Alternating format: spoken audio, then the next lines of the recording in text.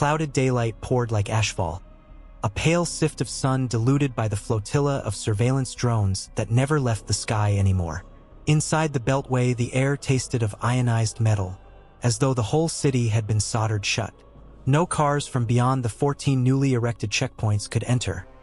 Buses terminated at razor wire lots miles out, and the subway tunnels had been flood-sealed with concrete slurry. Washington, once porous as gossip, had hardened into something angular and mineral, an idea of a city cast in tungsten. Elena Markovich stood on the roof of an abandoned printworks in Ivy City, watching one of the drones hold position over the White House ellipse.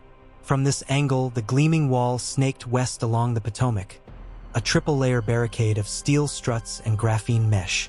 It caught the afternoon light like the edge of a blade. She had designed that wall, at least the outer skin, back when she still believed in making things that outlived politics. Back when she thought engineering was neutral. Now the wall survived, and her former life did not. Below, in the gutted warehouse that had become their clandestine workshop, the others waited. Diego Alvarez, whose knack for improvised robotics turned scrapyard printers into microtunnelers. Jia Chun, once a graduate student in seismic acoustics at Caltech, now America's quietest saboteur. Nawal Ibrahim, pediatrician turned medic, who could stitch flesh as deftly as fiber optic lines. And the newest recruit, Samir Laghari, still smelling of Texas dust and detention center fear, fingers twitching for something to build that couldn't be taken away. They were all exiles in place, refugees without crossing a border, living in the crawl spaces of a shrinking map. Elena descended the bent fire escape ladder, each rung cold with November, and ducked beneath a collapsed joist. Inside, the smell of ozone and old ink mingled with solder fumes. Diego sat cross-legged on a cracked linoleum island, coaxing a swarm of thumb-sized crawler bots across a circuit board. Tiny synchronized legs ticked like rain on a tin roof. "Those things ready to bite steel yet?" Elena asked. "They're ready to dance," Diego replied, not looking up. "When we set them loose, they'll chew a 5mm kerf faster than a laser, and nobody topside will hear a thing. That wall's going to grow cavities." Elena pictured it, little mechanical termites tunneling through the foundations of the nation's new exoskeleton. She felt a pulse of guilt, architect destroying architecture, but it flickered out. Some structures only understood subtraction. A radio hissed from the far table where Jia was mapping vibrations. She raised a finger for silence, listening to a spectrogram that painted in neon lines across her tablet. "Convoy moving southwest along the Anacostia segment," Jia said. "Probably maintenance crew. That's our window tonight, 2200 to 0300. Samir's eyebrows lifted. "Tonight? I thought we were still calibrating depth." "We were," Jia replied. "And now we're done. Or we will be in 7 hours." Elena exhaled. First breach operations never waited until you felt ready. Readiness was a myth of textbooks. She scanned the room, everyone's faces illuminated by stray LED glow, as though they were lit from beneath by campfire. Yes, they looked afraid and tired and old for their years. But behind the raw edges of exhaustion was something else. A feverish alchemy of spite and love. A conviction that the country might yet belong to the people trapped inside it. She called them to the center table. Sprawled across the pitted surface was the mosaic of plans they'd curated for 2 years. Topographic scans, sewer schematics, utility maps bought from disgraced contractors, rumor-level intel scraped off migrant rights channels. They'd married the soft tissue of gossip to the hard skeleton of blueprints, hunting for weak marrow. And at last they had found it. Maintenance access node 32B, an innocuous service hatch on the southeast sweep of the wall, where the subterranean drainage gallery intersected an abandoned metro spur that predated homeland enclosure by a century. The spur's stone lining was cracked but stable. It would shelter their pilot tunnel until they could punch through on the far side. "We surface in Oxon Hill Park," Elena said, tapping the exit point. "Woodland cover, no residential cameras. Nearest drone perch a kilometer north. We make daylight by 0500 and move the first group across." Diego glanced up. "First group." "Elena and I decided," Jia said. "Not just an engineering proof. We take people. Real extraction. Nawal folded her arms. How many? 20, Elena said. The Little Creek families. Silence rippled, equal parts awe and terror. 20 human lives. 2 years of secrecy. One night. If they failed, the wall would not merely be a structure. It would be a tombstone with their names etched invisibly beneath the paint. A low hum vibrated the warehouse. They froze. The hum rose, Dopplered overhead, then faded east. Just a patrol V2L skimming rooftops. Still, conversation did not resume until the thrum decayed entirely. Samir spoke first. Everyone outside thinks the wall ends the argument, like a period on a sentence. We're writing the rest of the paragraph. It was bravado, yes, but necessary. Words armored the nerves. Elena met their eyes in turn. Go. Pack kits.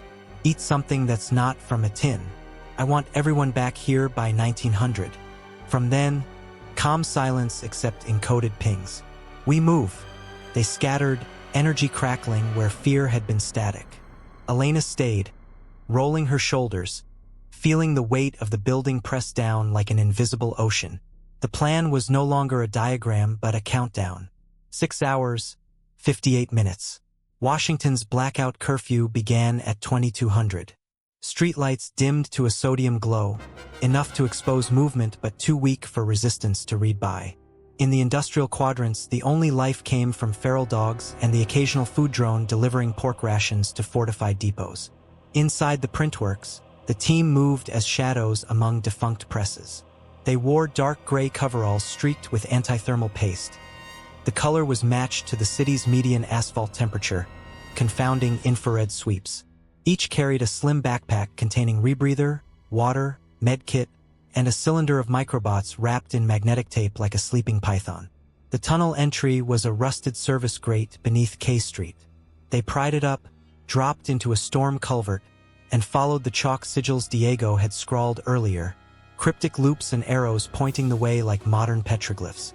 When the air cooled and the smell of algae gave way to a flavor of dust and stale electricity, Elena knew they had reached the forgotten metro spur. Stone pillars marched into darkness. In their flashlights, the damp-streaked walls looked vertebral, the skeleton of an animal long extinct. They advanced single file, boots whispering over ballast. Diego set a crawler ahead. Its tiny floodlights revealed that the spur dead-ended 40 meters on. Perfect. No curious maintenance crew would wander in by chance. They halted at the terminus wall. Antique brick, brittle as pastry. On the far side lay the drainage gallery, a horseshoe conduit hugging the wall's concrete footing. 9 inches of brick and mortar separated them from modern America's spinal cord. Diego unpacked the microbots. In her hands they looked like nursery spiders, dozens scuttling over her gloves. Their silicon carapaces dappled with sensor nodes. She palmed them against the brick and murmured a command. A hiss, thousands of embedded drill heads kissing stone. Elena expected screeching, dust, vibration. Instead, the bots ate in near silence, excreting slivers of brick that collected in tidy micropellets. Within minutes, a fist-wide cavity opened, then a tunnel angling upward at 7 degrees. The bots vanished into their own incision, lights pulsing like fireflies swallowed by earth. Ja monitored seismic spikes on her pad. Surface seismics reading background only, she whispered. They're ghosts. Elena checked her watch. 22:31.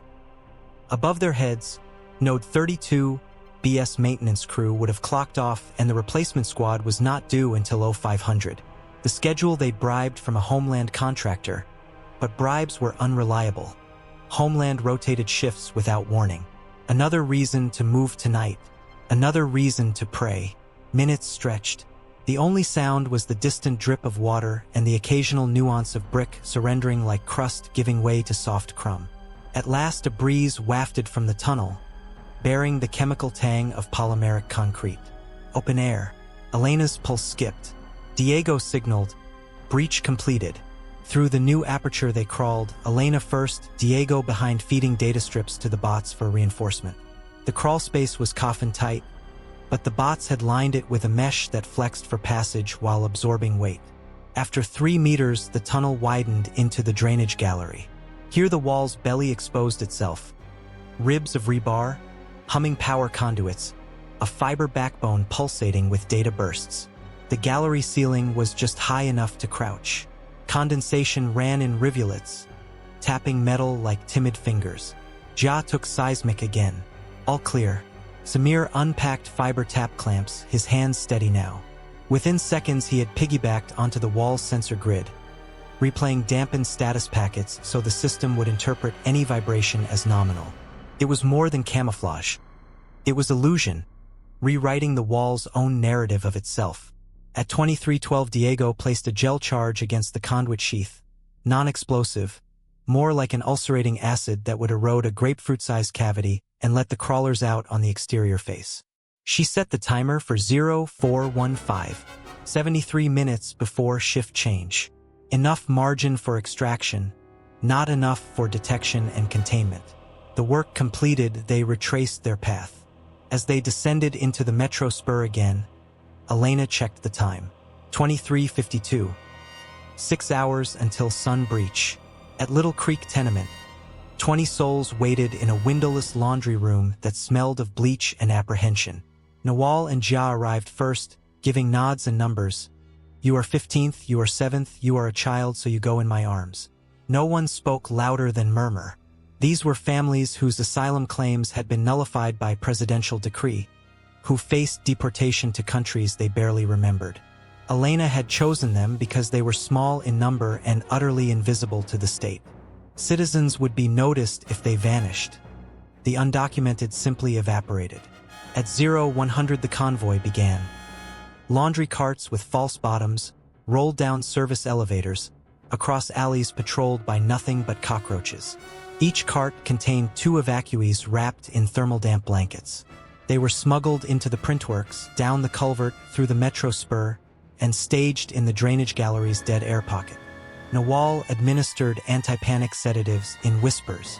The children thought it an adventure, tugging at the strange luminous dust left by the crawlers. By 0345, everyone waited, breaths held, listening for any throb of alarms. Nothing. Time pooled like oil. Elena hugged the wall's inner skin, felt warm, a living creature. She closed her eyes, recalling her early career designing membranes that filtered noise pollution. She had loved the elegance of barriers that breathed. Now she stood inside a barrier that suffocated. So be it. If the world built walls, engineers would build doors. The gel charge dissolved its final millimeters at 0415. They heard a thick, wet pop, like fruit bursting. Fresh air rolled inward, wet soil fragrance from Oxon Hill. A sliver of pre-dawn seeped through, pale blue. The crawlers darted out first, weaving a ragged tunnel mouth into a neat ovoid and coating the edges with nanopaste to keep debris from falling. An exit only a little wider than a wolf den, but wide enough. Elena gestured. Diego guided the first mother and infant through.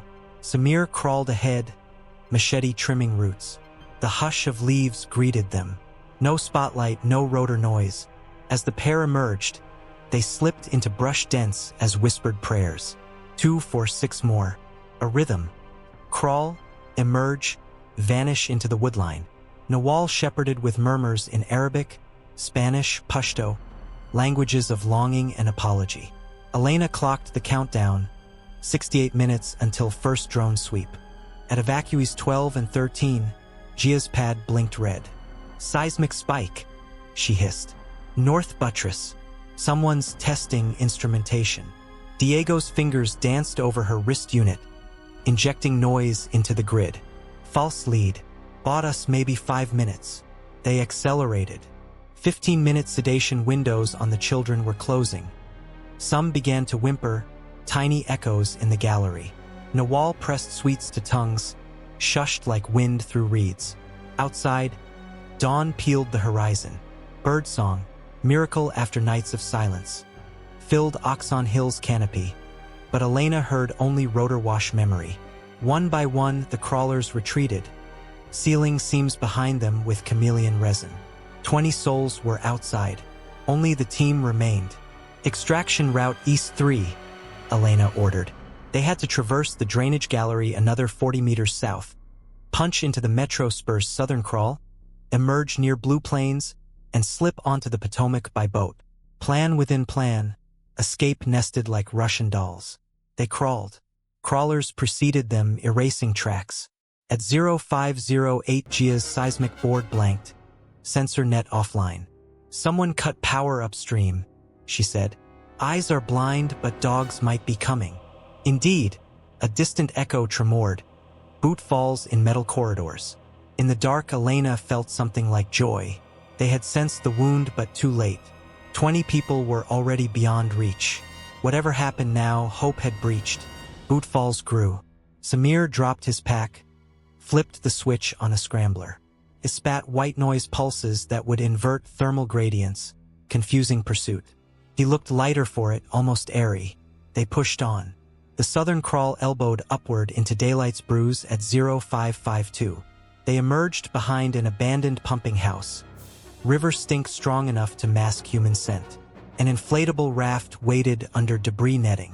Ja cut the net, Diego inflated. They slipped into the Potomac, current cradling them like a slow heartbeat, and drifted beneath fog that smelled of iron. Sun broke the water sheen like molten coin. Elena turned her head back just once. Washington's skyline looked hazy, a rumor of spires behind security pylons. Sirens keened faintly, distant enough to be dream. A quarter-mile downstream, a kayak waited, a signal beacon of the underground rail that extended now, not east to freedom, but outward like roots searching water. 20 refugees already threaded through forest paths toward safe houses. Tonight, 30 more. Next week, 100. Soon the wall would be more tunnel than barrier, more door than denial. As they glided toward the kayak, Diego whistled tunelessly, an old Mexican lullaby. You know they'll brand us terrorists, Samir murmured. History has enough names for us, Elena replied. Let posterity choose. Above them, a drone arrowed north, missing them by meters. Fog swallowed its gaze. In its wake, silence rushed back, thick and promising. She dipped her fingers into the river's cold. For the first time in years, she tasted future in the water. A thin dawn haze lifted off the Potomac like steam from a sleeping beast, and when the river finally released them, the team discovered that every breath came with the aftertaste of gunpowder. They hauled the deflated raft through knee-high reeds, shoes sucking at mud, until the first cedar trunk swallowed them and the drone grid above thinned to scattered sparks of light. Oxon Hill lay behind, already humming with sirens they had summoned and avoided, the wall nursing its wound like a surprised leviathan. They did not slow until the trees grew fat and dark enough to muffle a man's heartbeat. There, inside the hollowed shell of a storm-felled oak, Elena unrolled the printed flare map that Diego had embedded with micro-LEDs. Each pinpoint of blue was a safe house node, each amber line was a reachable segment of the nascent tunnel lattice. 20 fresh green dots pulsed, new lives successfully threaded through the wall, already on the move in encrypted silence toward Baltimore, Richmond, Philadelphia. She allowed herself a single breath of triumph, then tapped the oak's rotten inner bark like a gavel. Phase 2 begins tonight, she said. Her voice sounded half an octave lower than it used to, as though the tunnel had scraped from it every note not coated in iron. Washington's our launch pad, but the artery has to reach the Rocky Mountains by winter or we're finished. We can buy only so many night windows before Homeland tightens shift overlaps. 500 miles of subwall, Gia murmured, wiping sweat mud from her cheeks. Even if each node is just 15, that's 33 major breaches. We're engineering a circulatory system for a country that doesn't want blood. Countries want plenty, Diego said, strapping her crawler case shut. Governments are the things that clench. She caught Elena's eye, held it. You saw the drone pattern. They know something punctured the skin. No alarms sounded because we spoofed them, but patterns don't lie. They'll smell rot and send dogs before sunset. Elena folded the map, slid it into a polymer sleeve, and felt the forest lean in around her. Then we make the rot spread faster than they can cauterize. Hours later, in a basement beneath an abandoned roller rink in Alexandria, the 20 evacuees were met by the Daughters of the Chesapeake, a network older than the wall itself. Born in the years when climate refugees first washed up on Virginia's barrier islands and the federal government responded by relocating shorelines on paper instead of people in reality. Now the daughters were older, quieter, harder. School teachers who taught banned languages after dark, paramedics who forged death certificates to resurrect the deported, archivists who backed up hope in terabyte increments. They took the families into candlelit warrens smelling of damp concrete and coriander, offered rice porridge and quilts stitched from protest banners, and began the ancient work of reminding terrified strangers how to sleep. Only when the last child surrendered to dreams did Elena allow herself to be led to the rink's old operator booth. There she found Amir Tagavi, the blind radio cartographer whose fingertips could read electromagnetic topography the way monks once read parchment. "Your voice sounds taller," he said as she entered, head cocked. "Success does that?" His Persian lilt wrapped the question in velvet, but she heard the worry beneath. "Success is a moving target," she answered. "We hit it once. Now it's jogging." He traced a braille-like relief of copper wire that ran across the console. "Jog afterward on the air tonight. We'll broadcast the hush signal, same low band as always. For notes, GBD. It will reach down the coast like a lullaby. But farther inland? We need relay towers and the Rockies are a long way. We're already planning a western branch," Elena said. "Samir and Jia leave at dusk. They'll ride under the high-speed freight corridor as far as Ohio, hijack a ballast robot to drill fresh trunks beneath the prairie walls. If they can link with Salt Lake dissidents by October, we'll have a line ready for winter smuggling." Amir's fingers paused. "October's a bullet's width away. Do you have any margin left for mercy?" "Mercy in this country is measured by escape velocity," she said. Then, softer, "Keep the air alive tonight. When the lullaby goes out, let it ride the noise floors. Someone out there is always listening for a wrong note." They departed in 4 teams. Jia and Samir boarded a freight drone disguised as graphene-coated ballast. Its autopilot expected dead weight but carried restless hearts. Diego and Nawal slipped south to Norfolk with a trunk of crawler eggs and a promise from a long-aired marine biologist that old submarine cables could be repurposed as mile-long pressure sensors. Elena stayed in D.C. with 2 tasks: forge a phantom maintenance crew capable of murdering the wall from inside its payroll registry and shield the families still to come. She had barely slept 40 minutes when the city's sky filled with sirens. At first she thought it was the routine swarm, drones changing batteries, tolls realigning perimeter beacons, but then her encrypted handset erupted with a 2-tone squeal. Homeland had declared a Delta-level domestic containment operation. All non-citizen movement frozen. National Guard units were called to inner-ring checkpoints. Most chillingly, every civil engineer with security clearance level 3 or higher was being ordered to report in person for continuity verification, a protocol designed to ferret out the kind of insider sabotage she had perfected. She tumbled from her cot, still half-dressed, and slipped into a service elevator that once ferried cotton candy machines. In the corridor below, the rink lights flickered crimson as kinetic mesh gates slammed over exits. The daughters had drilled for this. Concrete pillars pivoted, revealing false shafts. Refugee families were ushered downward into sump rooms whose only air came through disguised beverage coolers. Overhead, the surface of Alexandria shut like an eyelid. Elena limped. Her ankle had stiffened in the crawl space last night toward Amir's booth, but found the door smashed inward. Inside, the copper relief lay severed, shimmering like spilled blood. Amir was gone, along with every radio crystal. On the floor, a patch of red dust glimmered, powdered graphene, the residue of Homeland's new disintegration grenades. They had arrived fast, neutralized the one man who could sing to half a continent, and retreated before the daughters' shutters closed. They knew exactly what they were hunting. Elena's pulse seemed to hammer her ribs out of order. She tapped her comms. Diego, a red smoke in Alexandria. Amir compromised. Daughters sealed but air's thin. ETA on backup? Scratchy static, then Diego's hushed voice beneath turbine roar. 40 minutes, maybe less. I'm diverting north, breaking radio silence to ping Jia now.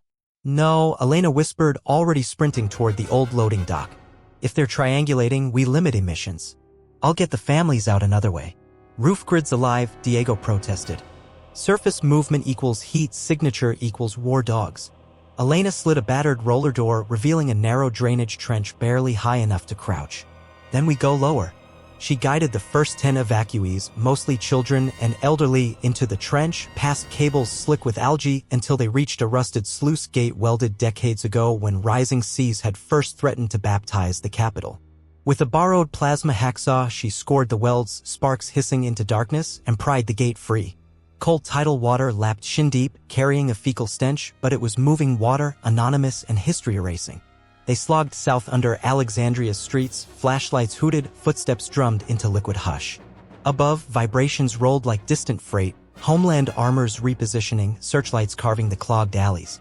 After half an hour, the tunnel widened into a storm cistern whose ceiling was lost in black. Here Elena paused, counted heads, 10 souls breathing panic and salt, and swept her beam across the concrete dome. Graffiti glistened, old climate strike slogans half dissolved, symbols of drowned neighborhoods. This city had always been building walls while water gnawed from beneath. She felt a tug on her coat. A girl of maybe 7, eyes firefly bright, clutched a plush star stitched from denim scraps. "Are we deeper than the ocean yet?" the child asked. "Deeper than whales swim," Elena lied gently. "Nothing hunts this low except stories." A sudden stab of static pierced her earpiece, brief, garbled, then gone. Gia's encryption handshake. Only it carried an extra distortion. She was using the emergency interval code, 2 beats compressed to 1. Trouble. Elena knelt, adjusted the directional mic, and waited for the repeat. Again the spike, 2 beats, 1. No message body. A warning, nothing more. If Gia was compromised on the rails, Homeland might already have partial coordinates on the tunnel lattice and would be sweeping likely floodways. She rose, heart jackhammering. Outside the cistern, the tunnel forked. One branch angled east, eventually spilling into the Potomac, the other met a decommissioned electrical vault rumored to connect with Arlington's forgotten trolley lines. The trolley corridor had collapsed in 2023 floods, but Diego always claimed the western spur could still carry a human belly crawl for a quarter-mile beneath Fort Myer. If they surfaced there, they might piggyback a supply convoy south to Quantico before anyone thought to count heads. She chose west. The crawl was murderous. Rust flakes sliced knuckles, rebar elbows snagged backpacks. Once mid-tunnel, she had to compress her chest so flat beneath a sagging concrete rib that she thought her heart would pop like an overheated capacitor. Behind her, children whimpered into sleeves, adults choked instructions in languages Homeland no longer printed on government forms. The plush denim star vanished in the sludge, the girl cried without sound. At last the roof lifted. They emerged into a rectangular chamber faintly lit by phosphorescent mold. At the far end loomed an elevator cage half crushed by a boulder of dislodged masonry, but beyond the bars Elena could spy daylight slashing in thin columns. Air that tasted of dry pine, not sewage. She worked the cage door. The lock, frozen with rust, surrendered after 3 kicks and a prayer in Serbian. One by one the evacuees squeezed between bent bars and clambered up a tilted shaft ladder, nails clicking on steel. Elena followed last, lungs ripping at each rung, until sunlight struck her retinas like a stun grenade. They spilled onto a weed-choked slab north of Fort Myers' south fence. The base perimeter was oddly quiet, most personnel redeployed to DC after the Delta alarm, but a single sentry tower overlooked the approach. Its searchlight idled, panning in lazy arcs across the parade ground. She counted beats, memorized the rhythm, and shepherded her charges across impulses of motion. Freeze, crawl, sprint. Somewhere a bugle call echoed, hauntingly ordinary, and for a moment she pictured the democracy she had once sworn an oath to serve, ghosts drilling on remembered fields. They reached tree cover limping and blood-streaked but breathing. Nawal was already there, panting, sweat soaking her hijab. She hugged Elena hard enough to bruise. Diego diverted south, she said between heaves. Intercepted airborne sniffers, lit them with chaff. Sky's messy now, but she'll rendezvous on the Rappahannock by dawn. And Gia? Elena asked. Nawal's silence was a blade. Hundreds of miles west, Jia Chen lay face down on cracked ballast, cheek scorched by still radiant graphene shards. The freight drone that had carried her and Samir through Appalachia lay mangled nearby, hydraulic guts steaming. The wreckage field stretched across the rail embankment like spilled intestines under sunset's red glare. Homeland hadn't shot them down, they'd simply tightened geofence parameters mid-flight. The drone had interpreted its passengers as contraband once corridor clearance vanished and performed a self-arrest that snapped carbon spars like ribs. Samir crouched over Gia, weaving a pressure bandage across her shoulder. His own arms trembled, shrapnel had sliced his forearm, but adrenaline anesthetized the pain. They had 15 minutes before rotorcraft spotted the thermal plume. Radio silent? Gia whispered. Silent, he said. Wall trackers will sniff anomalies all along the border when the Delta net goes fully live. She managed a crooked smile. Then we make noise somewhere else. Samir scanned the horizon. Coal tipples, abandoned since tariffs gutted export markets, squat processing silos, a string of fiber pylons marching west.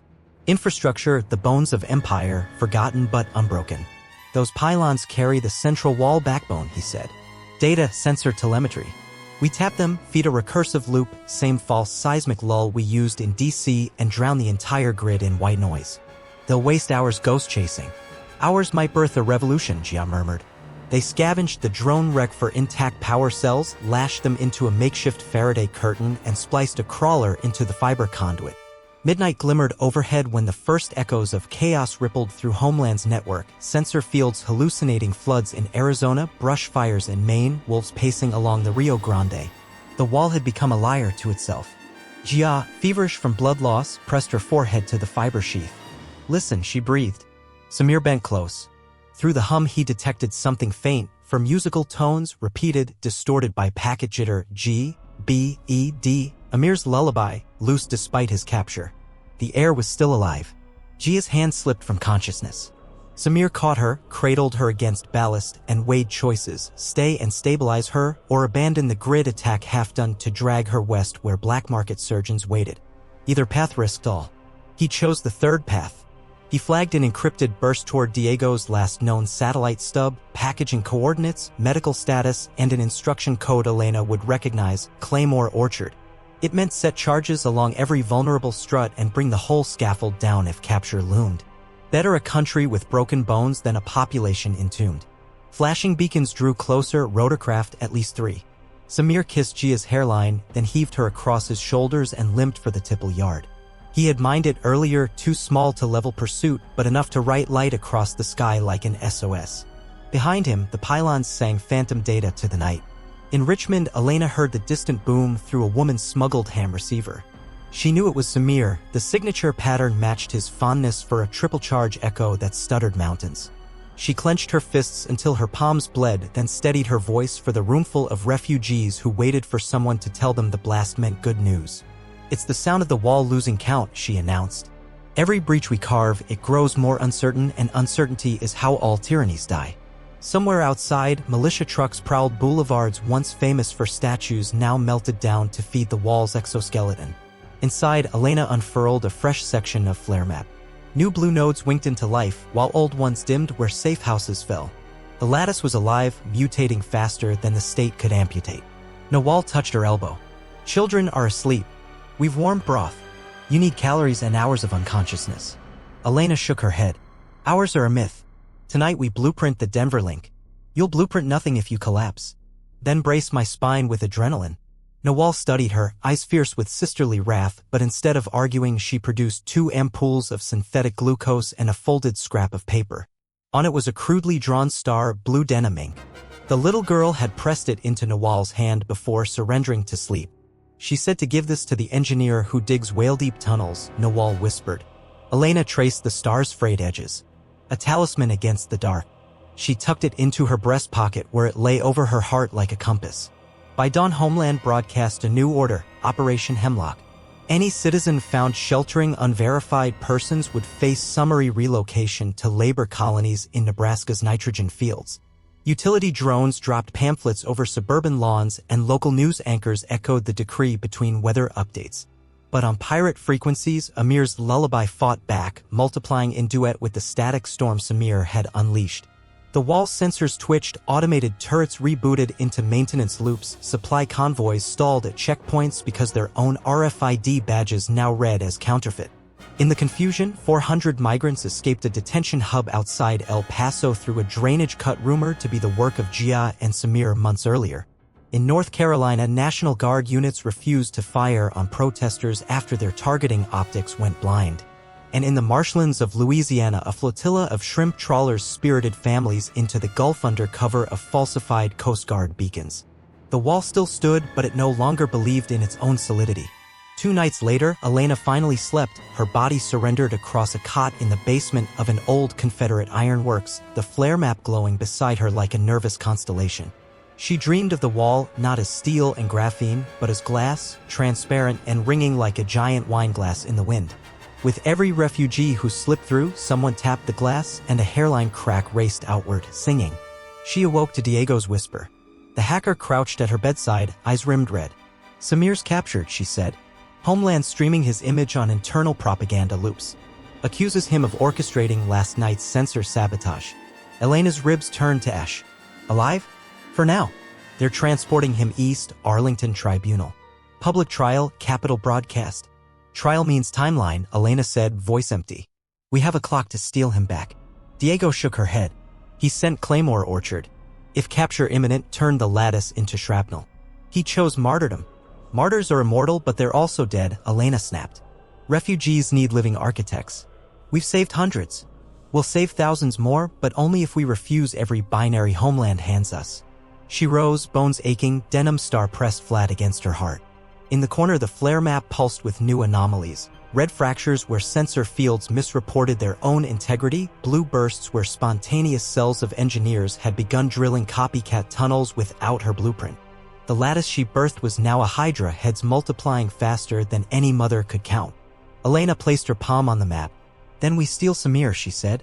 And while Homeland watches the spectacle, we finish the Rocky Mountain artery. Diego's weary grin flickered into life.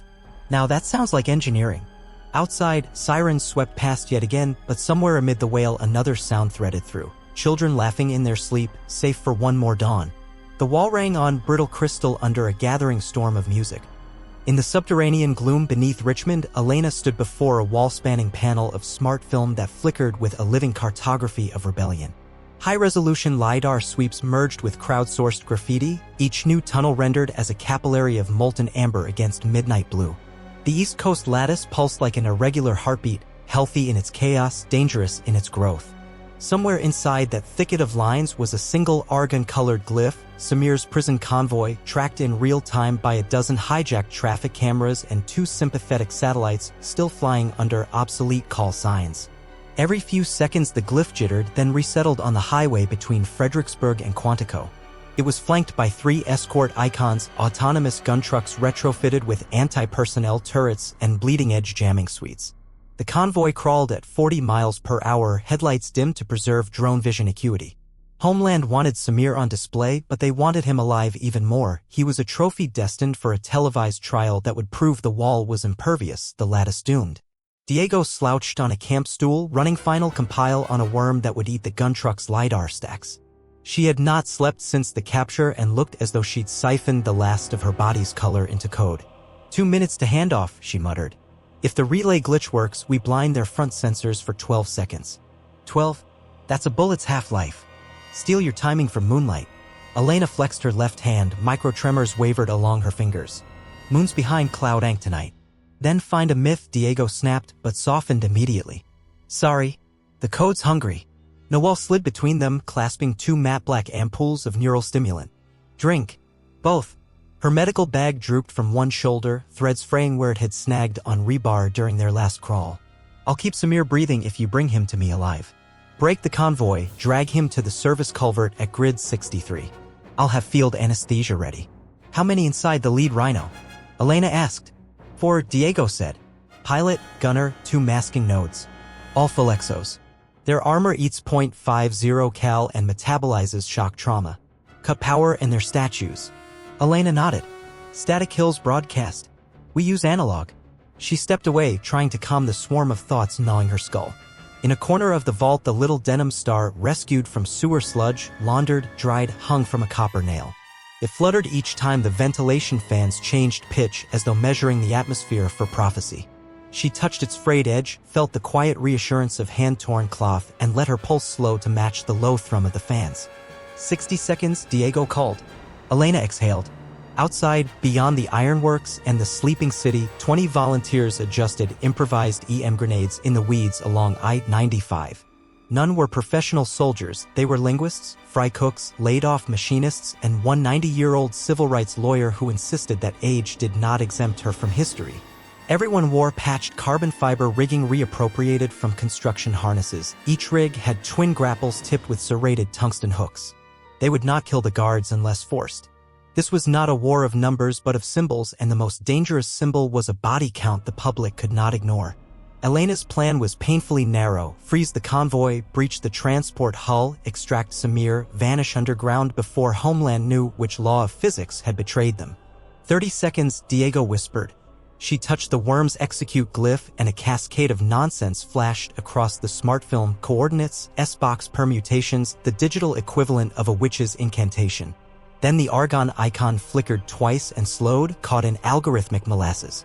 The convoy had entered the kill zone. Elena donned her headset, voice wired to 20 throats. "Sunset shift," she said, the mission call sign. "Strike." The interstate verge exploded in a rash of violet sparks. EMP lances, crudely wound from microwave oven guts, cracked the asphalt air and blew the gun truck's LiDAR blind. In the cab of the prisoner carrier, a failsafe klaxon barked and the vehicle defaulted to emergency brake, fishtailing across 3 lanes until momentum slewed it against the median. Before the escorts could reroute, volunteers swarmed. Hooks bit into carbon plating, static ropes sang under tension. Body swung, boots hammered sensor arrays, hands sprayed ablative paint that fooled heat cams into seeing empty road. For seconds in, the lead truck's gunner triggered autonomous defense protocols. The turret spun up, seeking hostile IR signatures, but Diego's worm had already downgraded all external contacts to civilian debris. Cannons idled like confused dogs. At second 9, Elena landed on the convoy roof. She cranked a diamond saw blade shrieking through composite armor exactly where the structural engineer in her new adjoint bracket weakened shear tolerance by 2%. Sparks guttered into the cabin. She kicked down, ripping a panel free. Coolant fog spilled like startled ghosts. Samir lay cuffed to a restraint frame, face swollen, left eye sealed with clotting silver foam. 2 guards wheeled on her, tasers raised. She pitched the saw battery, still hot, arcing, and the plasma charge backlit their surprise a millisecond before it flashed white. Non-lethal, but they folded in agony as their synapses misfired. She severed Samir's cuffs and hauled him upright. His lips cracked to a grin more felt than seen through swelling. "I figured the lattice would send a plumber," he rasped. "Plumber's on leave," she said. "You get the foreman." She shoved a rebreather into his mouth, slung his arm over her shoulder, and vaulted through the ragged hole. Volunteers had already secured zip lines to the pine stand beyond the shoulder. Elena clipped Samir's rig to the line and jumped. Gravity yanked them into a tunnel of wind-torn pine scent. They crashed through boughs, hit leaf-matted ground, and rolled. Samir groaned. Elena's ribs sang a high metallic note but did not break. Volunteers converged, bundling Samir onto a stretcher rig. The entire ambush had taken less than 15 seconds. Above, Homeland's auxiliary turrets tried to parse the chaos. Gun trucks rotated in jittery arcs, autoloaders spitting tracer into tree lines where decoys broadcast leftover heat. The interstate became a war of missed angles and misfiring algorithms. Elena sprinted with the stretcher toward the culvert mouth, where Nawal knelt beside a battery lamp. The medic's hijab glowed around her like a saint's halo as she plunged a Fastline 4 into Samir's arm and pumped microbots to triage internal bleeding. "Liver nicked but clotting," she announced. "Pressure down by 50 but stable if we move." They moved. The culvert, disguised behind a tumble of kudzu and rusted guardrail, dropped into blackness that smelled of wet limestone and diesel. Volunteers melted into the dark. Diego's voice came over comms, "Exit point hot. Recon drone overhead." "Give me a window," Elena hissed. "On it." Across the lattice, Diego retasked 1,000 sensor ghosts.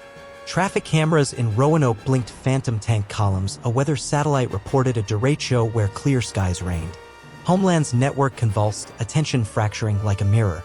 The drone banked away, chasing a brand new noise. Elena guided the stretcher deeper until the roar of I-95 became a memory of wind. Sodium lamps snapped on, triggered by her wrist tag, revealing a utility corridor that slanted into bedrock beneath Quantico. Concrete sweat dripped onto Samir's stretcher. Volunteers fell away to secondary tunnels, peeling into the night's alternate missions, some to guide fresh refugees, others to lay sabotage charges that would delay pursuit. By the time Elena, Nawal, and Samir reached the mid-level junction, only the 3 of them remained. Junction 4Q was a cathedral hollowed by neglect, pillars of unpainted concrete, cables dangling like organ pipes. At its center stood an elevator shaft sealed by titanium doors scavenged from mothballed submarines. Beyond, an unfinished branch of the lattice bored west, toward the Shenandoah caverns where miners waited with dynamite and stories older than the Republic. Elena keyed a code, the doors sighed open. As the elevator descended, she studied Samir's face, cataloging damage. Bruises along zygomatic arch lacerations at lip. No airway compromise.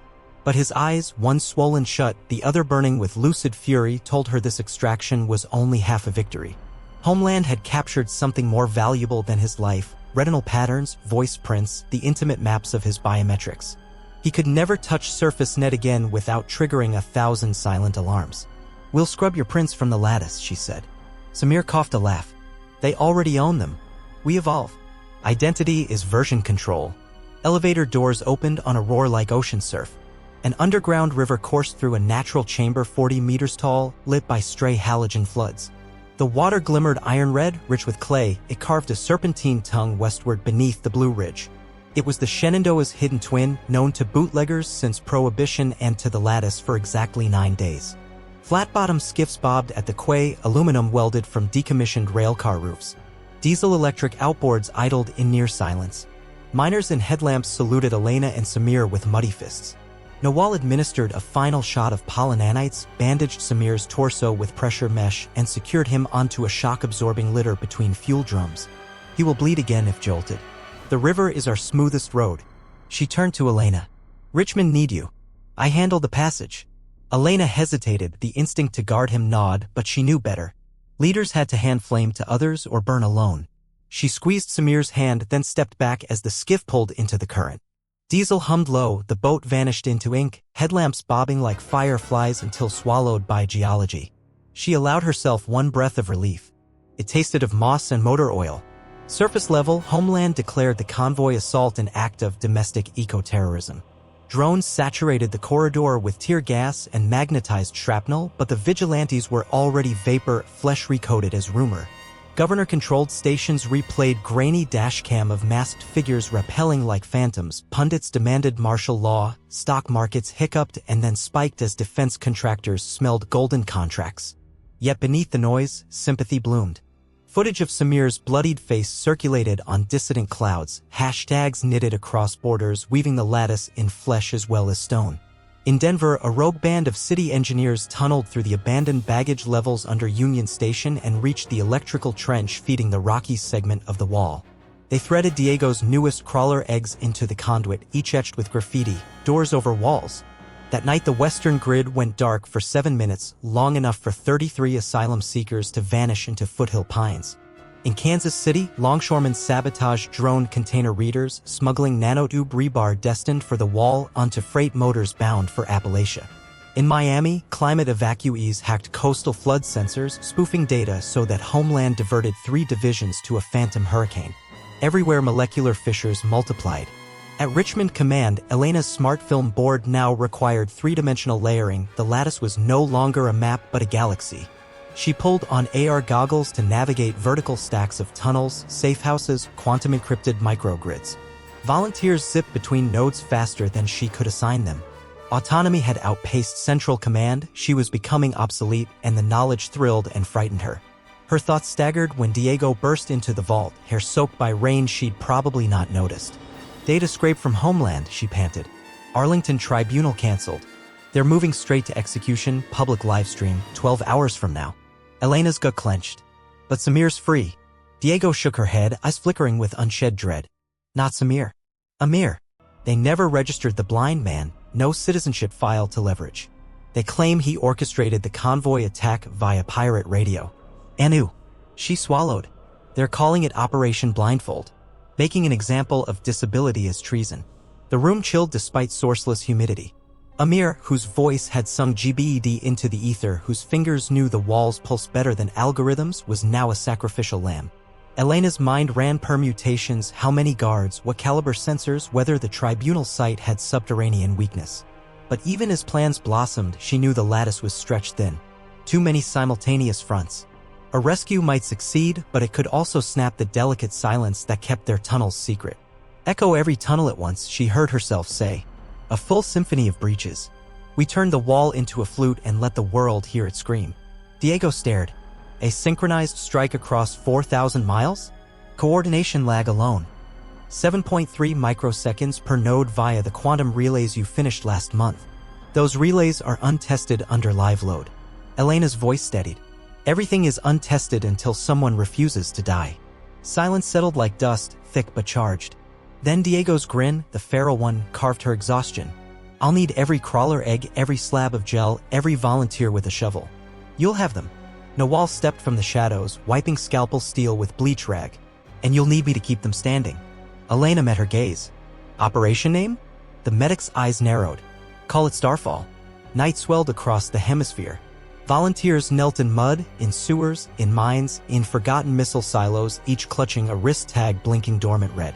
The command packet would arrive at 0 hour, igniting every egg. The wall would become porous as coral. In his skiff beneath Virginia Rock, Samir drifted in morphine calm, listening to the river heartbeat. He felt the current tugging like fate and whispered a prayer that sounded like code. Amir knelt in a cinderblock cell under Arlington's old war museum, shackled but unbowed. He hummed the lullaby through cracked lips, each note echoing down pipes like sonar. Elena stood alone before the smart film galaxy, goggles forgotten. She held the denim star in her fist so tight the stitches bit flesh. 12 hours to execution. 12 hours to starfall. Time, she thought, was only another tunnel, dark until dug, then bright with possibility. She raised her hand.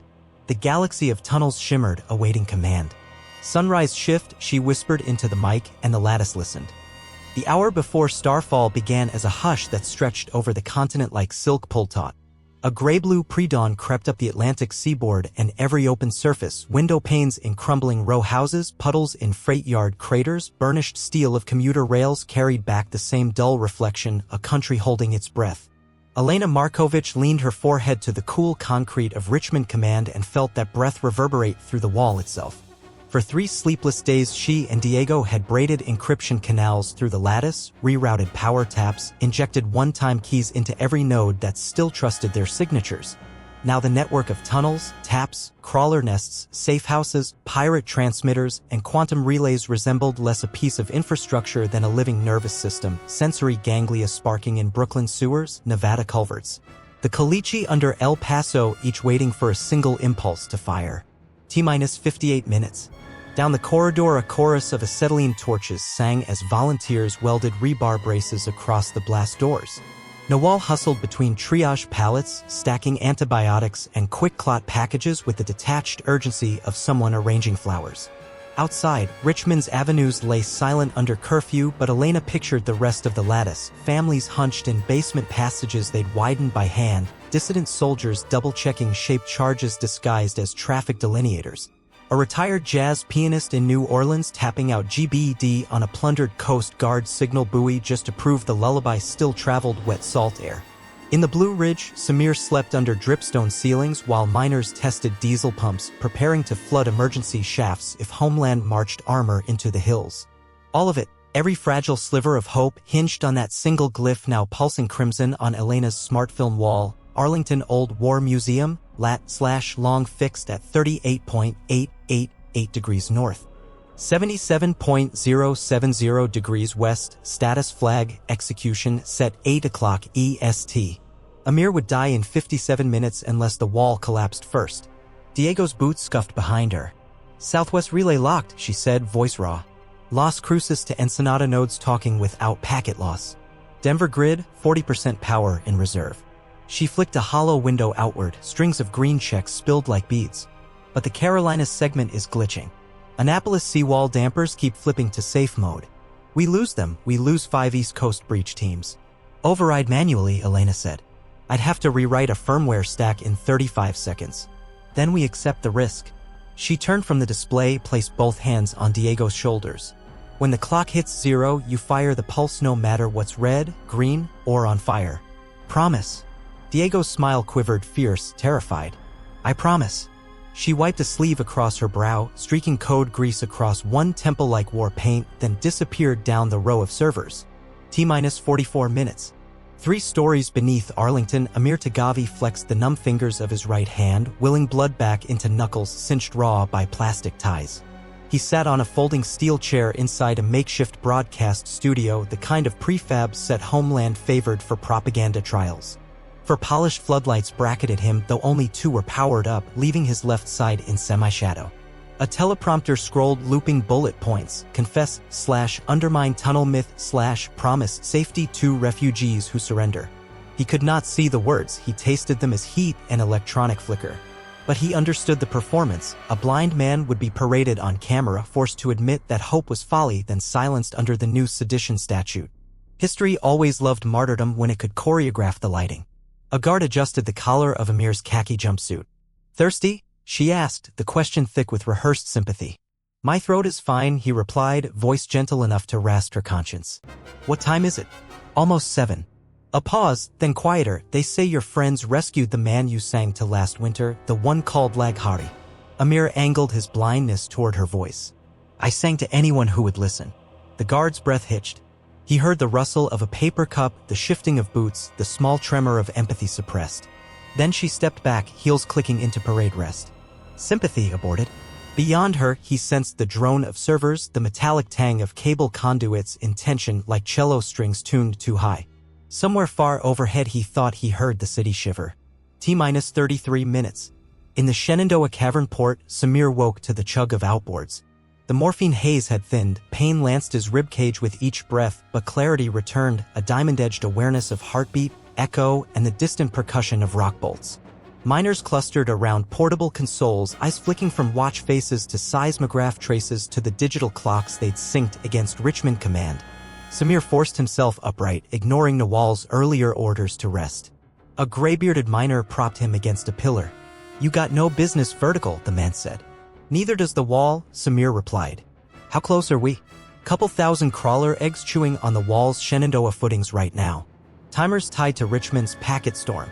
Samir inhaled cave-dank scent of limestone, diesel, and human anxiety. He pictured every other pocket of the lattice, each team waiting on the same countdown.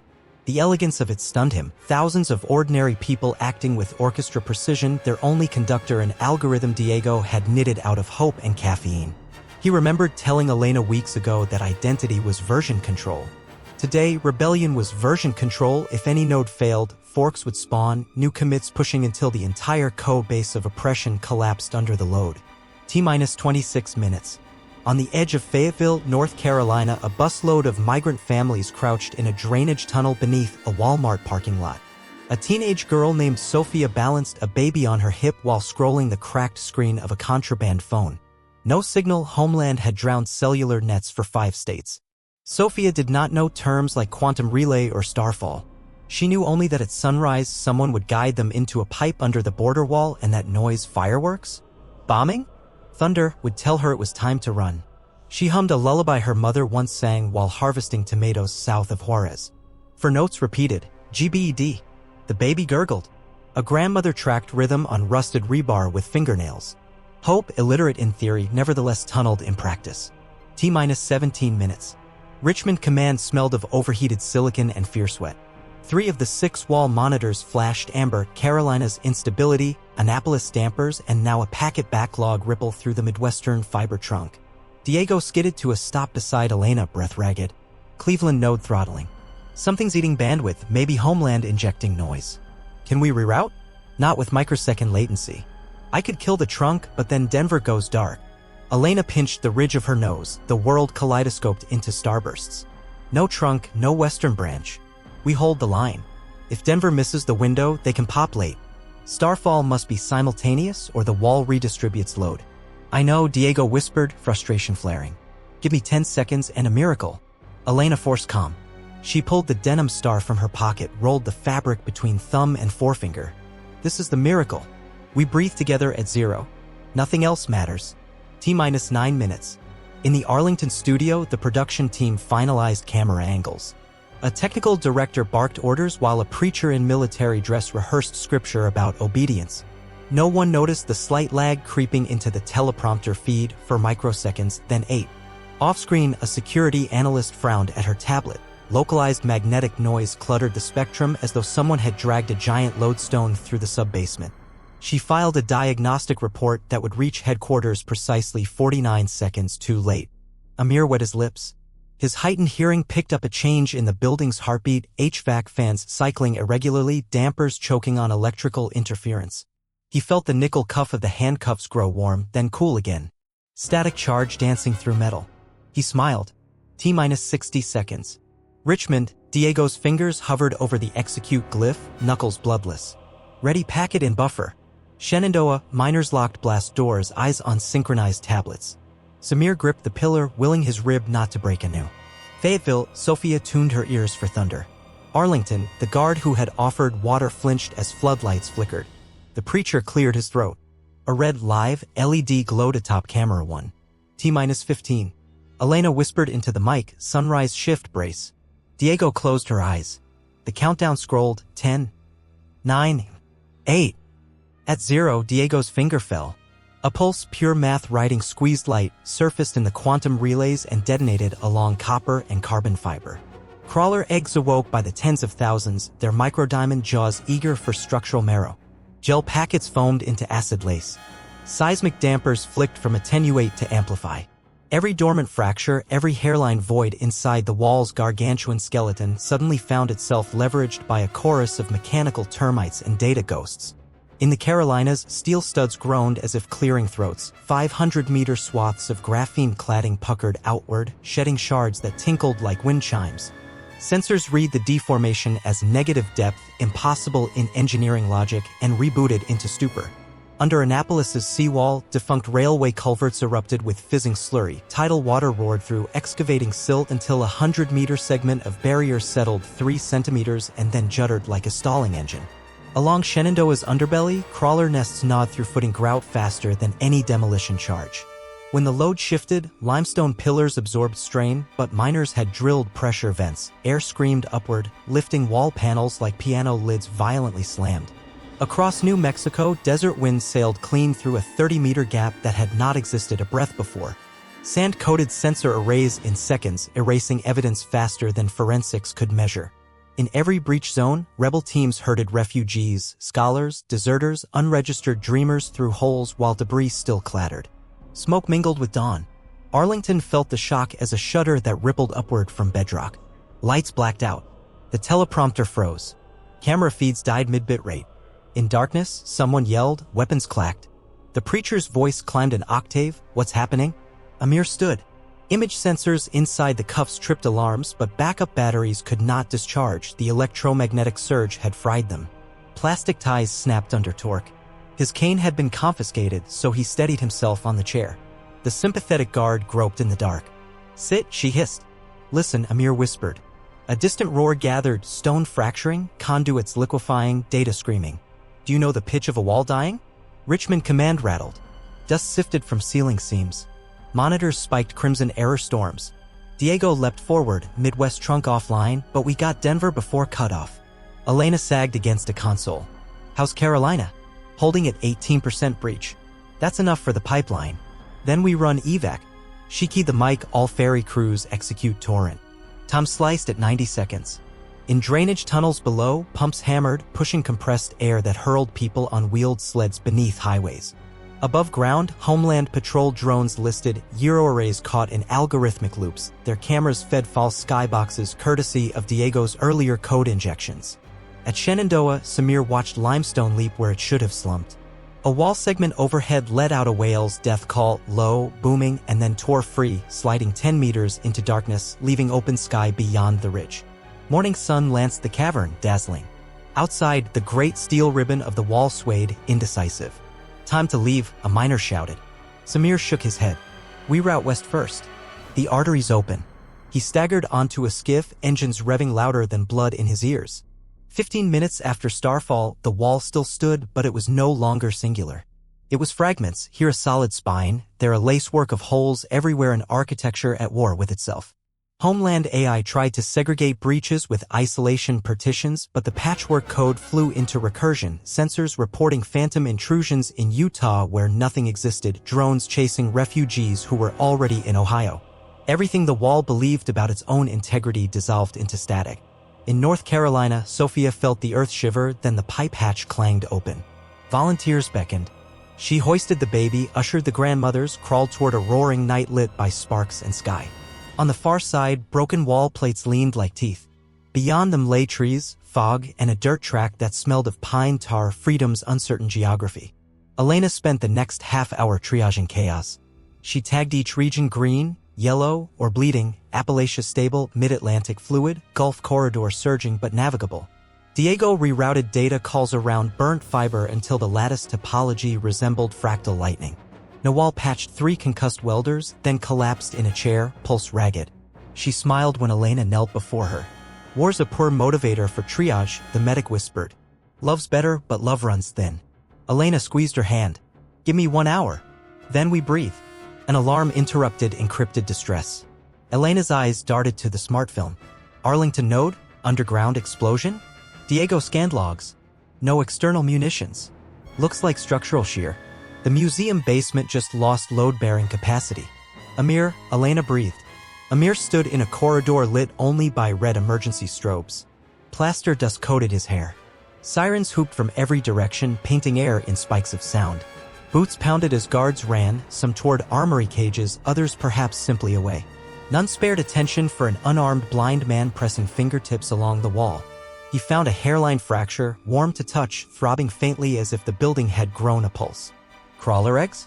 Or natural resonance? Either way, destiny. He followed the crack until he located a service panel, its screws half backed out by vibration. Inside, fiber bundles writhed nervous tissue of the surveillance grid. Amir unsheathed a shard of glass he'd pocketed from the studio floor during the blackout. With surgeon's care, he slit open the conduit sheath and pinched one optic cable. He hummed the lullaby. GBED. Then he bit the fiber in two. At that precise moment, Elena piped into the Arlington node, seeking any surviving interface. A single packet responded, an audio handshake, no video. Her speakers crackled to life with Amir's quiet humming, fractured by line noise but unmistakable. Elena, he asked, as though she occupied the same room. I'm here. She choked. Are you safe? I am not safe, he said, but I am free. Behind him came the groan of girders. The building will fail within minutes. I suggest you mark this sector red. No. Elena slammed a fist onto the console. Stay where you are. I'm sending extraction. Extraction would die with me. His voice softened. Listen, the wall has lost memory. You must seize this amnesia before it rewrites itself. Elena fought tears. Give me coordinates. My coordinates are everywhere music travels, he interrupted. Promise me you'll finish the Western Artery. Promise me the lullaby outlives today. I promise, she whispered. Then my work is done. In the background, metal shrieked. He resumed humming until the line cut mid-note. Silence blanketed Richmond Command, heavy as lead. Noelle bowed her head. Diego turned away, shoulders shaking, but her hands stayed on the keyboards, one grief-struck keystroke at a time. Elena exhaled, tasting salt and dust. She reached up and toggled Arlington's glyph from flashing red to black, sealed. Then she moved westward on the map, selecting a dozen dormant specks along Utah, Nevada, California. With deliberate motion, she painted them amber, then green. Denver Artery, she announced. Priority 1. Diego sniffed, wiped cheeks. You think Amir? He lives in every packet we just freed. Elena steadied her spine. Let's make sure the world hears him. Months bled into one another with the restless cadence of a heart that no longer knew quiet. The wall did not fall overnight. It eroded, blocks removed, beams cannibalized, foundations hollowed. New graffiti coined a verb for the process, wall peeling. Engineers once proud of their credentials now boasted of how many centimeters they'd stolen from the barrier's thickness. Homeland's authority shrank to regions they could physically stand inside. Zones beyond became patchwork commons, self-governed by councils of migrants, rogue city planners, and local farmers who realized fertilizers worked as well on new orchards as on tear gas scars. The Denver Artery punched through a month after Starfall. Samir, still tender-ribbed but unbowed, guided the first wave of Midwestern families on mag sleds under the Continental Divide. He christened the tunnel Tagavi Way, though he never said whether the name honored the fallen or the risen. Miners placed a bronze plaque carved from melted wall struts at the far portal. Sophia crossed 2 weeks later, baby now toddling, denim star sewn into her jacket. She left it at a makeshift shrine beside the plaque. Others added patches, a policeman's badge turned insurgent, library cards from schools defunded into oblivion, keys to houses bulldozed for wall staging areas. The shrine grew, a constellation of left-behind symbols shining for whoever needed to remember. Elena visited only once. She touched the plaque, unable to read its inscription through tears, and felt the weight of architecture shift inside her. It was the moment she understood. She was no longer an engineer dismantling a wall. She was clay in a nation remaking itself, grain by grain. She returned east to help govern the commons. Policies mattered now: water rights, safe passage accords, repairing the power grid without importing oppression. Her days filled with town hall arguments and nights with rebuilding sewage pumps. Diego taught teenagers how to code sensor spoofs for soil humidity rather than sabotage, then laughed when they used the skills to prank each other anyway. Noelle converted Richmond Command into a trauma hospital, its servers repurposed for medical records. She never removed her hijab even when surgical scrub protocol demanded it. By then, protocols answered to healing, not fear. Every evening at dusk, shortwave radios up and down the former frontier warbled the four-note lullaby. Sometimes it was a child's recorder, sometimes a trumpet echoing across cornfield dusk, sometimes the metallic whistle of wind through peeled wall panels. The notes no longer promised escape, they promised memory. A year after starfall, on a spring dawn trembling with birdsong, Elena rode a battered electric mule up a hillside outside Charlottesville. The sun climbed behind her, coaxing gold from dewslick grasses. At the summit stood what remained of the wall, a half-kilometer stretch of warped graphene ribcage leaning at odd angles, fissures wide enough for wind-shaped maples to grow. Butterflies nested among the beams. Someone had strung colorful fabric between supports, quilts, banners, children's art, turning the ruin into a wind harp that sighed under breeze. Elena climbed through a gap. On the other side, a dirt road wandered toward the Blue Ridge, freshly plowed and lined with saplings. She could smell sawdust and damp earth. A migrant cooperative was clearing land for orchards, the same people Homeland once branded dangerous aliens. Now they grafted heirloom apple branches onto native rootstocks, marrying resilience to sweetness. She thought of a mirror, of limestone echo, of tunnels breathing like lungs. She closed her eyes and searched the air for song. A distant flute answered, for notes, sure and bright. G-B-E-D. The lullaby lived, now a children's melody whistled absent-mindedly while planting trees. Elena let the music pass through her like sunlight through stained glass. In that instant she felt the wall's last purpose dissolve. Barriers, she realized, were only questions. People were the answer. She traced the denim star sewn onto her jacket, Sophia's gift passed forward, and decided it was time to write new blueprints, aqueducts that bent rather than blocked, bridges that flexed with floods, houses that welcomed strangers by design. Her career would at last build without subtracting. Overhead, a hawk circled the ruin, searching for thermals. It found one and rose effortless. Elena smiled, raised her hand in salute, and turned downhill toward the orchard and whatever waited beyond.